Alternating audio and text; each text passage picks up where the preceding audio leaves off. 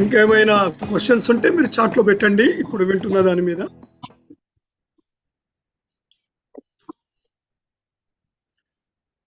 కృపావరాలను గురించి అడిగారు. It's a big study. అయితే నేను కొంత బేసిక్ ఇన్ఫర్మేషన్ ముందు ఇవ్వడానికి నేను ప్రయత్నం చేస్తున్నాను. సో కృత నిబంధనలో సుమారుగా 20 నుంచి 22 కృపావరాలు పేర్కొబడ్డాయి. 6 లిస్ట్స్ కనపడతాయి మనకు. 6 లిస్టులలో వచన భాగాల్లో వీటిని పేర్కోవడం జరిగింది. సో 1 కొరింథీ 12:28లో చదవండి. Somebody to read. మరియు దేవుడు సంఘములో మొదట కొందరిని అపోస్తులుగాను, పిమ్మట కొందరిని ప్రవక్తలుగాను, పిమ్మట కొందరిని బోధకులుగాను, అటు పిమ్మట కొందరిని అద్భుతములు చేయువారిగాను, తరువాత కొందరిని స్వస్థపరచు కృపావరములు గలవారిగాను, కొందరిని ఉపకారములు చేయువారిగాను, కొందరిని ప్రభుత్వములు చేయువారిగాను, కొందరిని నానా భాషలు మాట్లాడేవారుగాను నియమించెను.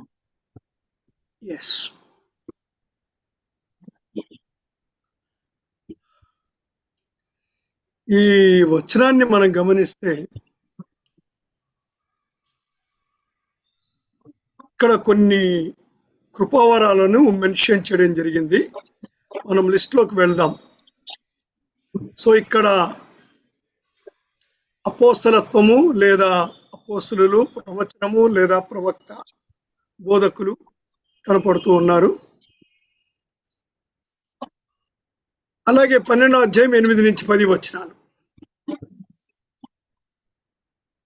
ఎలాగనగా ఒకనికి ఆత్మ మూలముగా బుద్ధివాక్యమును, మరి ఒకనికి ఆ ఆత్మను అనుసరించి జ్ఞానవాక్యమును, మరి ఒకనికి ఆత్మ వలననే విశ్వాసమును, మరి ఒకనికి ఆ ఒక్క ఆత్మ వలననే స్వస్థపరుచు వరములను, మరి ఒకనికి అద్భుత కార్యములను చేయు శక్తియు, మరి ఒకనికి ప్రవచన వరమును, మరి ఒకనికి ఆత్మల వివేచనయు, మరి ఒకనికి నానావిధ భాషలను, మరి ఒకనికి భాషల అర్థము చెప్పు శక్తియు అనుగ్రహింపబడి ఉన్నవి.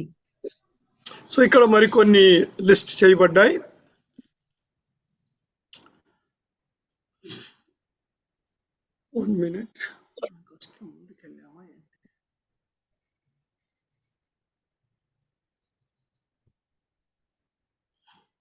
సో బుద్ధివాక్యము, జ్ఞానవాక్యము, విశ్వాసము, ఆత్మల వివేచన, భాషల అర్థము చెప్పుట. నెక్స్ట్ 4:13 ఎఫెసీ. పరిశుద్ధుడు సంపూర్ణులగునట్లు క్రీస్తు శరీరము క్షేమాభివృద్ధి చెందుటకును, పరిచర్య ధర్మం జరుగుటకును ఆయన కొందరిని అపోస్తలుగాను, కొందరిని ప్రవక్తలుగాను, కొందరిని సువార్తికులుగాను, కొందరిని కాపురులుగాను, ఉపదేశకులుగాను నియమించను. నేను ఏం చేస్తున్నానంటే రిపీట్ అయిన వాటిని వదిలేస్తున్నాను. సో నంబర్ చూద్దాం ముందుగా మనము. సో సువార్తికులు, తర్వాత పాస్టర్, టీచర్ 15 మంది ఇప్పుడు దాకా తేలారు మనకు. నెక్స్ట్ రోమా 12:6-8 వచనాలు. మనకు అనుగ్రహింపబడిన కృప చొప్పున వేరు వేరు కృపావరములు కలిగి వారమైనను కనుక ప్రవచన వరమైతే విశ్వాస పరిణామం చొప్పున ప్రవచింతము, పరిచర్య అయితే పరిచయలోను, బోధించువాడు బోధించుటలోను, హెచ్చరించేవాడైతే హెచ్చరించుటలోను పని కలిగి ఉందాం. పంచిపెట్టేవాడు శుద్ధ మనసుతోనూ, పై విచారణ చేయవాడు జాగ్రత్తతోనూ, కరుణించేవాడు సంతోషంతోనూ పని జరిగింపవలెను. సో పరిచర్య, బోధించుట, హెచ్చరించుట, పంచిపెట్టుట లేదా పై విచారణ చేయుట, కరుణించు. 1 కొరింథీ 7:8-9 వచనాలు. నావలే నున్నుట వారికి మేలని పెండ్లి కాని వారితోనూ విధవరాండ్రతోనూ చెప్పుచున్నాను. అయితే మనస్సు నిలుపులేని యెడల పెండ్లి చేసుకునవచ్చును. సో 20వది వివాహము, 21వది బ్రహ్మచర్యము. సో సుమారుగా 21 మనకు తెలుస్తున్నాయి. కొద్దిగా అటు ఇటుగా కొద్దిమంది కౌంట్లో తేడా రావచ్చు. సో ఇక్కడ బైబిల్లో అంటే పౌలు భక్తుడు కృపావరాల్ని లేదా gift of the spirit spiritual గిఫ్ట్స్ని 3 రకాలుగా 3 కేటగిరీస్గా విభజించినట్లు మనం చూస్తాం. 1 కొరింథీ 12:4-6 వచనాల్లో కృపావరములు అంటాడు. ముందు నానా విధములుగా ఉన్నవి కానీ ఆత్మ ఒక్కడే, మరియు పరిచర్యలు నానా విధములుగా ఉన్నవి కానీ ప్రభువు ఒక్కడే, నానా విధములైన కార్యములు గలవు గాని అందరిలోనూ అన్నిటినీ జరిగించు దేవుడు ఒక్కడే. సో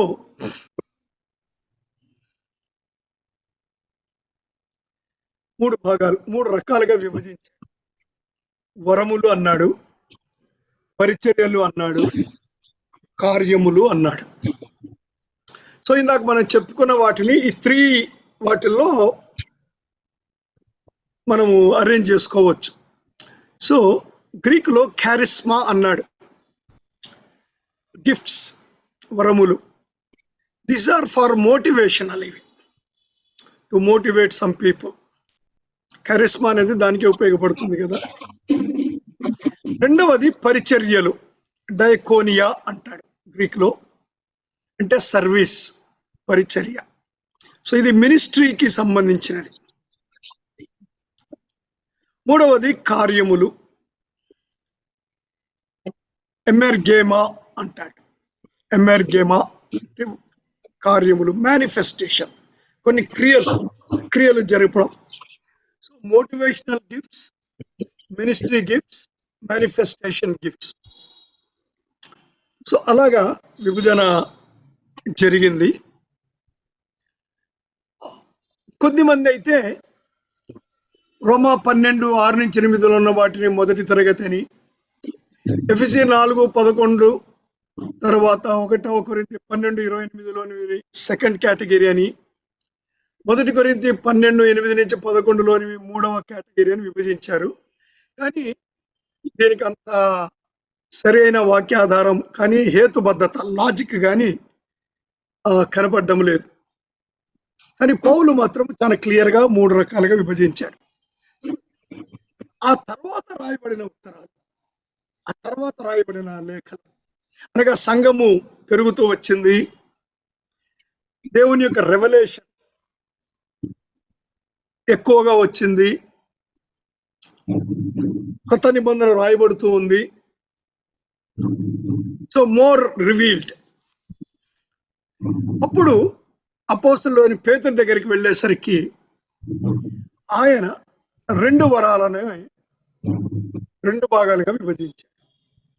ఒకటి బోధించే వరము, అనగా దేవోక్తులను బోధించడానికి అవసరమైన గొప్ప వరాలు. 2 ఉపచార వరము, అనగా ఉపచారానికి చెందిన పరిచర్య, మేలు చేయటం మొదలగునవి. పేతురు అంటాడు, దేవుని నానా విధమైన కృప విషయమైతే మంచి గృహ నిర్వాహకులమై ఉండి ఒక్కొక్కడు కృపావరము పొందిన కొలది ఒకరికొకడు ఉపచారము చేయుడి. ఒకడు బోధించిన ఎడల దైవోక్తులను బోధించినట్టు బోధించవలెను. ఒకడు ఉపచారము చేసిన ఎడల దేవుడు అనుగ్రహించు సామర్థ్యము నుండి చేయవలెను. సో ఇన్ ద ఎండ్ 2 వరాలు సంఘానికి చెందినవిగా పేతురు మిగిలిన వాటి గురించి అసలు మాట్లాడడం లేదు. మిగిలిన వాటి గురించినటువంటి రెఫరెన్స్ కానీ కామెంట్ కానీ పేతురు దగ్గర నుంచి రావడం లేదు. పేతురు ఈ పత్రికను 62 నుంచి 64 మధ్య కాలంలో రాశాడు. సో పేతురు కృపావరాలను వివరించలేదు కానీ వాటిని 2 తరగతులుగా విభజించాడు. బోధనా వరాలు, ఉపచార వరాలు. భాషల వరము, స్వస్థతలు, అద్భుతాలు, ఆత్మల వివేచన, వాటిని 3వ తరగతిగా భావించవచ్చు. బహుశా వీటిని సూచక వరాలుగా విభజించడం, అనగా మేనిఫెస్టేషన్, సూచక వరాలుగా విభజించవచ్చు. అంటే సూచక క్రియలు, సంథింగ్ స్ట్రేంజ్ గా వేరుగా కనపడ్డం. క్రీస్తు శకం 62 నుంచి 64 మధ్యలో పౌలు తిమోతి, తీతుకు పత్రికలు రాశాడు. ఆ 2 పత్రికల్లో బిషప్ లేదా కాపరి లేదా అధ్యక్షుడు సంఘ నాయకత్వ లక్షణాలు పూర్తిగా చేశాడు, కానీ ఎక్కడా సూచక వరాల ప్రస్తావన రాలేదు. ఒక పాస్టర్గా, ఒక డీకన్గా సంఘాన్ని నడిపించగలిగిన వ్యక్తుల గురించిన క్వాలిఫికేషన్స్ రాసినప్పుడు అందులో వీటి విషయమైనటువంటి రెఫరెన్స్ లేదండి. భాషల వరము, స్వస్థతాలు, అద్భుతాలు, ఆత్మల వివేచన ఇలాంటివి అక్కడ ఏమీ కనపడలేదు. కానీ బోధనా వరాన్ని గురించి మాత్రం ప్రస్తావిస్తాడు. పేతురు బోధనా వరాన్ని, ఉపచార వరాన్ని ప్రస్తావిస్తాడు. బహుశా కొద్దిమంది అభిప్రాయం ప్రకారం అపోస్తలులు బ్రతికుండగానే సైన్ గిఫ్ట్స్, సూచన వరాలు, వాటి యొక్క ప్రభావము, ప్రాబల్యము తగ్గిపోతూ ఉండవచ్చు. వాటి అవసరత తగ్గిపోయి దైవవాక్య బోధన, ఉపచారాలు ప్రాధాన్యతను పొందుతూ వస్తున్నాయి. అపోస్తలులు దానిని నొక్కి చూపుతున్నారని అనుకోవాలి. పక్కనున్న పట్టికలో వాటి వివరాలను చదువుదాం. చూడండి, ఇక్కడ గమనించండి.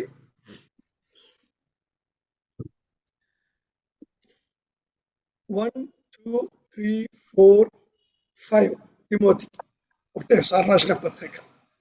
సో 1, 2, 3, 4, 5, 6, 7.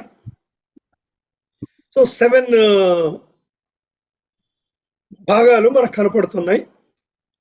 మొదటి కొరింథీ పత్రిక 12వ అధ్యాయం 8 నుంచి 10 వచనాల్లో ఇది, అలాగే మొదటి కొరింథీ 12వ అధ్యాయం 28 నుంచి 30 వచనాల్లో 2 లిస్టులు ఉన్నాయి. ఈ 2 పత్రిక, ఇది ఒకటే పత్రిక. ఈ మొదటి కొరింథీ పత్రికను పౌలు 54, 55 ఈ ఇయర్స్ లో రాశాడు. అప్పుడు జ్ఞానవాక్యము, బుద్ధివాక్యము, విశ్వాసము, స్వస్థపరచుట, అద్భుతములు, ప్రవచనము, వివేచన, భాషలకు అర్థము చెప్పుట, అపోస్తలులు, ప్రవక్తలు, ఉపదేశకులు, అద్భుతాలు, స్వస్థత, ఉపకారములు చూశారు ఉంది ఇక్కడ. పరిపాలన, భాషలకు అర్థము చెప్పుట, ఇవన్నీ అక్కడ 54, 55లో రాసినప్పుడు ఇచ్చిన లిస్ట్. సో ఇక మోర్ రెవల్యూషన్ వచ్చింది. అప్పుడు రోమా పత్రిక రాశాడు 56 నుంచి 58 మధ్య. ఇక్కడికి వచ్చేసరికి ప్రవచనము, ఉపకారము, బోధించుట, హెచ్చరించుట, ఇచ్చుట, పై విచారణ, దయాకార్యాలు, మిగిలినవేవి కనపడటం లేదు. ఇక్కడ మిగిలినవేవి కనపడటం లేదు. కానీ ఈ లిస్టులో ఉన్నటువంటి ప్రవచనం ఇక్కడ ఉంది. ఈ 54, 55 సంవత్సరం రాసిన లిస్ట్ ఉన్నటువంటి ఉపకారం ఉంది. ఈ లిస్టులో ఉన్నటువంటి బోధించటం ఉంది. ఈ లిస్టులో ఉన్నటువంటి హెచ్చరించటం ఉంది. అండి, ఇచ్చుట అనేది ఎక్స్ట్రాగా ఇక్కడ కలిపాడు, వచ్చింది ఇక్కడ. లేదా ఉపకారముల్లో ఇచ్చుట రావచ్చు. పై విచారణ అనగా ఇక్కడ పరిపాలన, అదే సేమ్ వర్డ్. దయా కార్యాలు ఉపకారముల్లోనికి ఇది కూడా వస్తుంది. సో ఇక్కడ ఉన్నవే ఇక్కడ రిపీట్ అయినాయి, మిగిలినవి రాలేదు. 56 to 58 మధ్యలో, ఆ తర్వాత 60, 62 మధ్యలో ఎఫెసీ పత్రిక రాశారు. సో ఇంకా ఎక్కువ రెవల్యూషన్ వచ్చింది. ఇక్కడికి వచ్చేసరికి అపోస్తలులు ఇక్కడ ఉన్నది లిస్టులోదే, ప్రవక్తలు ఇక్కడున్న లిస్టులోది కూడా, సువార్థికులు బహుశా ఇక్కడ లేదు ఆ లిస్టు. బహుశా మరి ఇందులో ఉపదేశకుల్లోదో మరి ఎందులోకి మనం కౌంట్లోకి రావచ్చునేమో. హెచ్చరించుట, సువార్థికులు, కాపరులు, బోధకులు. యాక్చువల్గా కాపరులు, బోధకులు అనేది 1 సింగిల్ వర్డ్. ఇవి 5 కాదు. ఈ 5 కింద లెక్కేసి 5 మినిస్ట్రీలు, 5 పద్ధతులు అని పెద్ద పెద్ద పుస్తకాలు రాసేశారు అనుకోండి. But there actually 4. Pastor, teacher. 62 నుంచి 67 మధ్యలో మొదటి తిమోతి పత్రిక రాయడం జరిగింది. ప్రత్యేకంగా పాస్టరల్ లెటర్ ఇది. మరి ఒక పాస్టర్కు ఉన్న క్వాలిఫికేషన్స్, అందులో బోధించే సామర్థ్యం ఉండాలి అని రాస్తాడు. ఉపకారాలు చేయగలిగేవాడుగా ఉండాలి అని రాస్తాడు. సువార్త ప్రకటించు తిమోతి అంటే సువార్త ప్రకటించేవాడుగా ఉండాలి అని రాస్తాడు. సరి అయిన పద్ధతిలో పరిపాలించు, administration, teaching, good works, evangelism, administration. So ఒకసారి చర్చి ఒక సంపూర్ణమైన రూపానికి వచ్చి ఇక ఎండింగ్ లో 62 నుంచి 67 మధ్యలో పౌలు రాసినటువంటి పత్రిక 1వ తిమోతి 2వ తిమోతి. అందుకే 62 నుంచి 67 అన్నాను నేను. ఈ మధ్యలో 64 నుంచి 65 మధ్యలో పేతురు రాశాడు మొదటి పత్రికను. పేతురు దగ్గరకు వచ్చేసరికి ఉపచారము, బోధించుట, పరిపాలన 3 మాటల్లో ముగిచ్చాడు. బోధించుటలో సువార్త, బోధించుట మేబీ టుగెదర్ సేమ్ అని చెప్పుకోవచ్చు. ఉపకారము లేదా ఉపచారము, doing good, administration and administration. 90 నుంచి 95 మధ్యలో యోహాను భక్తుడు రాశాడు. బోధించుట, ఉపచారము, పరిపాలన. అంటే ఆల్మోస్ట్ 62 నుంచి, ఇది 62లో ఎండ్ అయిపోయింది ఇక్కడికి, 62 నుంచి 95 మధ్యలో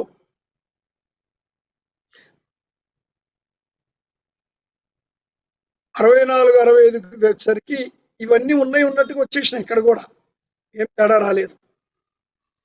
90-95 మధ్యలో మొదటి యోహాను పత్రిక రాసినప్పుడు లేదా 2వ యోహాను పత్రికలో కూడా ఒక మచ్చన రాసినప్పుడు సేమ్ ఈజ్ రిపీటెడ్. సో ఒక అభిప్రాయం ఏమిటంటే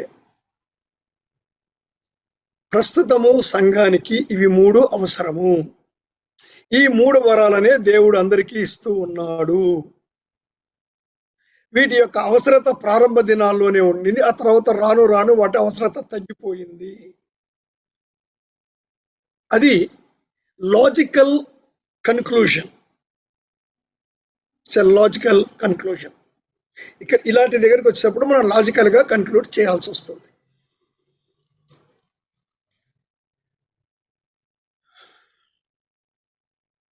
సో అది వాటికి సంబంధించినంత వరకు. తర్వాత బహుశా ఏంటి, ఏ వరం ఏమిటి అన్నది కొద్దిమందికి ఆలోచన వస్తుండొచ్చు. గుడ్.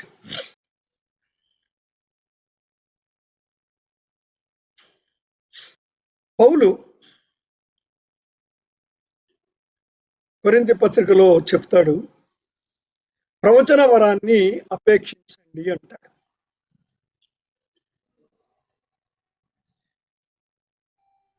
అంటే మిగిలిన అన్నిటికంటే ప్రవచన వరానికి ఎక్కువ ప్రాముఖ్యత ఇచ్చాడు. ఏంటి ఆ ప్రవచన వరం? ఈ రోజుల్లో అందరూ చెప్తున్న ప్రవచనానికి దానికి తేడా ఉందండి.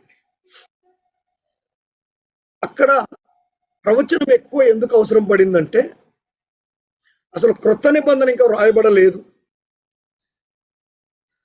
ఇంకా లూకా సువార్త కానీ లేకపోతే యోహాను సువార్త కానీ ఇంకా రాయబడలేదు. ఇక ఒక గలతీ పత్రిక మాత్రమే రాయబడింది ఆ టైంకి. తెసలోనికే పత్రికలు ఉన్నాయి.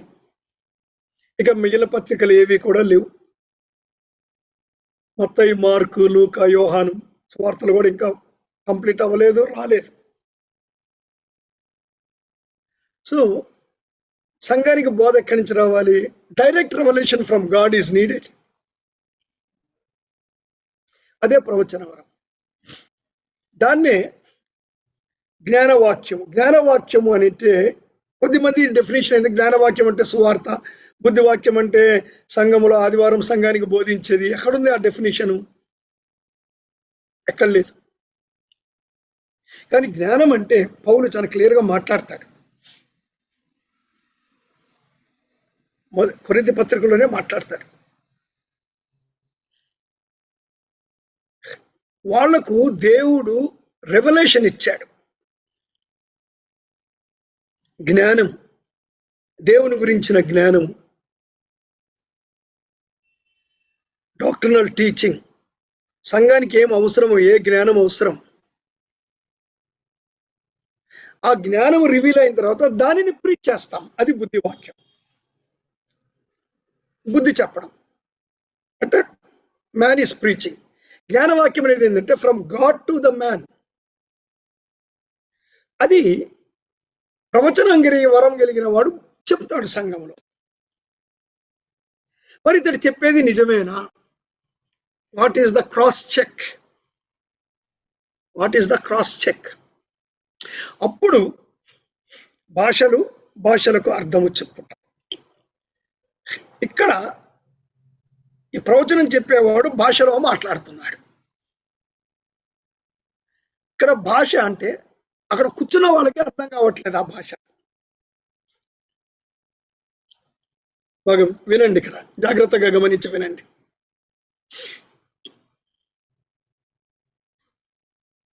అంటే నా ఉద్దేశం ఇక్కడ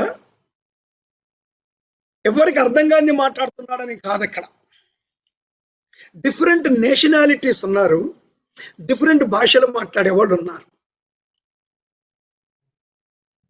ఇప్పుడు ఒక వ్యక్తే మాట్లాడుతున్నాడు ప్రవచనం.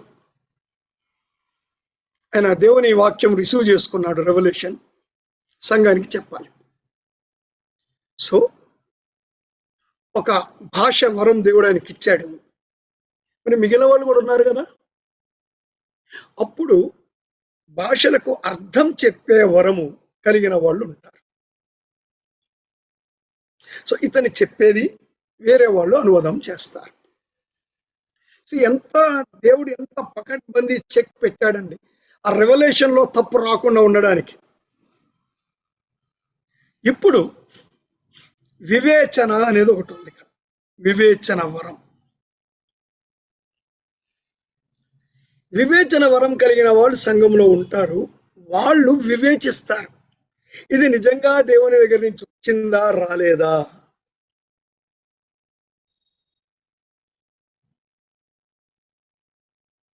వివేచన అంటే అదే కదండి. దానికి పెద్దగా ఎత్తుక్కునే అవసరం ఏమి లేదు. వివేచించుట, దయ్యముల బోధన, దేవుని బోధన, వివేచించగలగడం.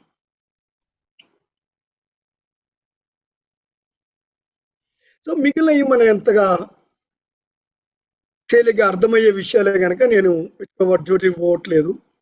సో చివరికి ఉపకారము, ఉపచారము, మేలు చేయడము, సర్వీస్ చేయడము, బోధించడము, సంఘానికి బోధించడం. ఎందుకంటే కొత్త నిబంధన ఇప్పుడు చేతిలోకి వచ్చేసింది.